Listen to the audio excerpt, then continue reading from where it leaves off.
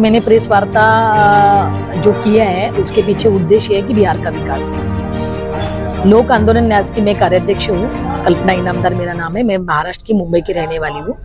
जो लोक आंदोलन के संस्थापक और अध्यक्ष माननीय अन्ना हजारे जी हैं। मैं इस पद पर 3 साल से आई हूँ।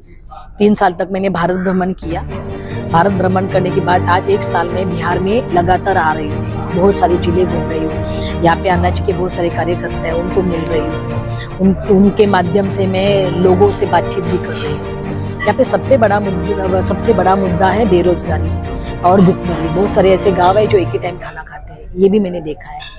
यहाँ पे बहुत बड़ा बेरोजगारी का जो मुद्दा है और पलायन का मुद्दा जो है, तो उस पर आज 78 साल के बाद 24 साल तक नीतीश कुमार की सरकार रह चुकी है। डबल इंजन की सरकार भी काफी बार रह चुकी है। यहाँ पे बीजेपी सरकार और जेडीयू की सरकार, इन दोनों ने आज बिहार का पलायन रोकने के लिए कोई व्यवस्था किया है, मुझे ये जमीन पर नहीं दिखाई दिया। तो मुझे लगता है कि सरकार ने ये बिहार में जो बच्चों का पलायन हो रहा है, इधर के 15 साल 16 साल के बच्चे जो बाहर राज्य में जाके मजदूरी कर रहे हैं, मजदूरी करके अपना घर मतलब घर पे दो कुछ पैसा ला रहे हैं। गांव में देखा बुजुर्ग रह रहे हैं, युवा बाहर गांव में रह रहे हैं। तो इस पर मुझे लगता है कि सरकार ने अभी तक कोई काम नहीं किया है जमीनी हकीकत पर। तो इस पर सरकार ने काम करना चाहिए। तो इसके लिए मैं बिहार का पलायन, बेरोजगारी और भुखमरी और जो किसानों के मुद्दे हैं, तो ऐसे 6-7 मुद्दों को लेके मैं अनशन पर बैठने वाली हूँ। किसानों का कौन सा मुद्दा है? ये जो ऑल मनरेगा का मुद्दा है। मनरेगा जो रोड को जोड़ा गया है, जल को जोड़ा गया है, उसे किसानों को जोड़िए मनरेगा के मुद्दा को। आपने बोला भुखमरी का। हाँ। हमारे यहाँ राशन कार्ड 80% लोगों का बना हुआ है। हाँ। आखिर क्यों? राशन कार्ड आपका 80% लोगों का बनाया हुआ है, आखिर क्यों? सरकार तो दे रही है ना मुफ्त राशन। 80 अगर ये मेरा वर्ड नहीं है, सरकार खुद ही कह रही है 80 करोड़ लोगों को हम लोग फ्री राशन बांट रहे हैं। ये देश के लिए अच्छी बात है। आज अगर 135 करोड़ लोक संख्या में से 80 करोड़ लोगों को अगर सरकार मुफ्त राशन बांट रही है और मुफ्त राशन 80 करोड़ लोक संख्या ले भी रही है, तो ये देश के लिए अच्छी बात है। तो देश प्रगति पे जा रहा है या अधोगति पे जा रहा है, ये भी ध्यान देने की जरूरत है। कब तक अनशन करेंगी मैडम? मैं 15-20 दिन में मेरा तारीख डिक्लेयर करूंगी और बिहार में मैं बहुत बड़ा दबाव गुट बनाने वाली हूँ। और अन्ना हजारे आएंगे? हाँ, अन्ना हजारे आएंगे, पक्का आएंगे अन्ना हजारे आएंगे। एक्चुअली अन्ना हजारे से पहले दिल्ली में भी आए थे। हाँ। सत्ता परिवर्तन। हाँ।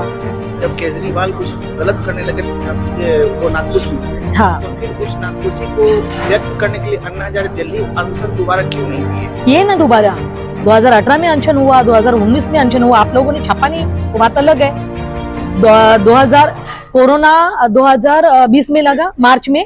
उसके पहले तक उनका अनशन चल रहा था। अनशन किए थे तो उस समय आरएसएस का कहीं ना कहीं सपोर्ट था। देखिए, एक ही बात मैं बोलती हूँ, कोई भी जब आंदोलन करता है तो उसके पीछे कौन सपोर्ट देता है, क्या देता है, उससे मायना नहीं रखता है। सवाल है कि जनता का मुद्दा। अगर मुझे लगता है कि जनता के मुद्दे पे अगर कोई भी सत्ताधारी काम करती है तो वापस सत्ता पे आएगी। मैं आपसे एक क्वेश्चन पूछना। हाँ। आपने 18 में यहाँ पे आया। हाँ। अब आ रही है अभी। हाँ। दोनों वाले इलेक्शन से पहले 2018 और 2019, 2018 में आंदोलन हुआ, 2019 में आंदोलन हुआ, 2020 में भी आंदोलन हुआ। 2025 में आप आ रही हैं। हाँ, तो 2025 बिहार का चुनाव। देखिए, चुनाव के बारे में अगर आप आंदोलन को जोड़ा जाएगा तो फिर ये बात गलत है। मेरा एक ही कहना है कि जब बच्चा रोता है तो ही माँ दूध पिलाती है। मुझे इतना ही कहना है कि आज जनता की जरूरत है ना नेताओं को, तो नेताओं को जनता की जरूरत है, तो जनता का काम करे सरकार। आज सरकार के पास का टाइम है। अगर बिहार का पलायन रोकने के लिए समिति बनाए ना प्रधानमंत्री की निगरानी में। आज वैसे भी प्रधानमंत्री यहाँ पे बिहार में आ रहे हैं, तो स्टेज से उनको बोलिए कि हम बिहार के विकास के लिए समिति बना रहे करके।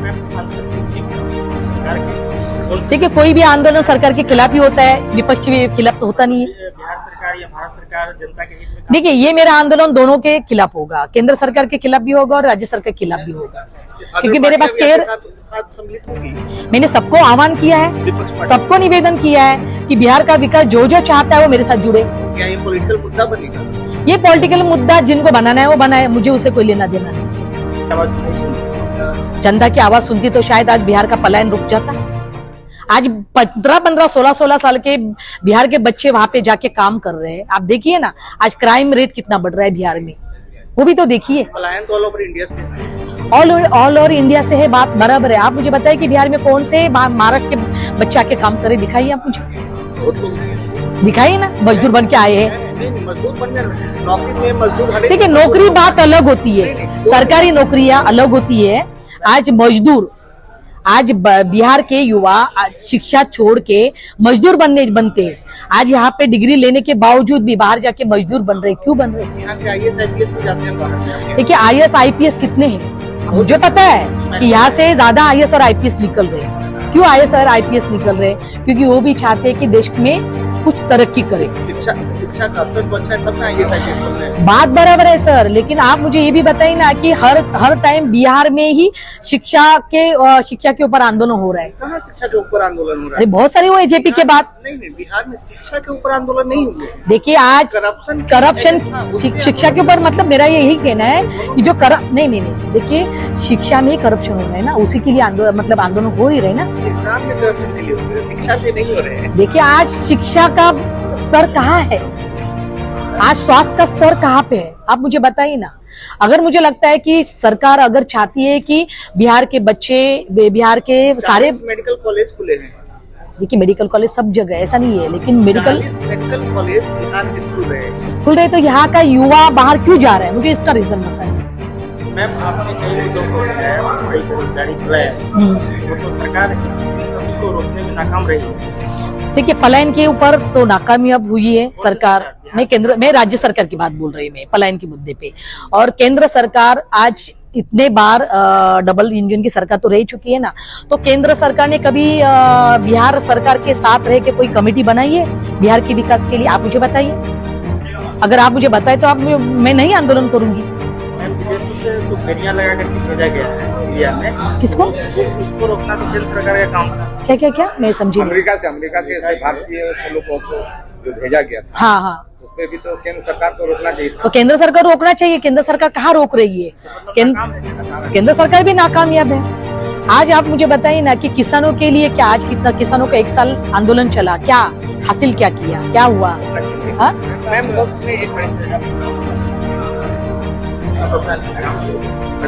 मेरा परिचय, मैं कल्पना इनामदार हूँ, लोक आंदोलन संस्था की मैं कार्याध्यक्ष हूँ। उस संस्था के संस्थापक अन्ना हजारे हैं और अध्यक्ष भी अन्ना हजारे हैं।